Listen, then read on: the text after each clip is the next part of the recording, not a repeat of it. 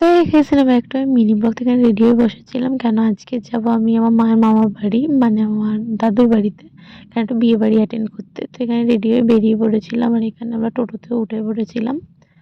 তারপর টোটো থেকে উঠে বাস চেঞ্জ করে দুটো, তারপরে ফাইনালি স্টেশনে এসে এখানে ট্রেনে উঠে পড়েছিলাম। আর এখানে ট্রেন ছেড়েও দিয়েছিল। আর ট্রেনেতে আমি ধারের সিটেই বসি কেন আমার খুব ভালো লাগে যেতে যেতে এই গাছপালাগুলো দেখতে মানে আমার ভালো লাগে আর হাওয়াটাও অনেক সুন্দর দেয়। ফাইনালি আমরা ট্রেন থেকে নেমে গেছি। তো ফাইনালি ট্রেন থেকে নেমে একটুখানি হেঁটে যেতে হবে আমাদেরকে। তো এখানেই এখন হাঁটছি। তারপরে তো আমার খুব ইচ্ছে ছিল সর্ষে ক্ষেতে ফটো তুলবো, আর এখানে এসে সর্ষে ক্ষেত আমি পেয়েছি। ওয়া কি মজা লাগছে আমার। অনেক সরষে আছে ভাই।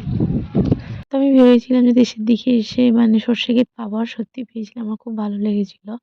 তারপরে খেতে বসে পড়েছিলাম কারণ অনেকটাই বেলা হয়ে গেছিল। আর আমরা আস্তে আস্তে গায়ে হলুদ ভেবেছিলাম শেষ হয়ে যাবে, কিন্তু না, এখন সবে ফটোশ্যুট করা হচ্ছিল আর আমরা ওই জন্য খেয়ে নিচ্ছিলাম। তো এখানে গায়ে হলুদের যে রিচুয়াল গুলো হয় ওগুলোই হচ্ছিল।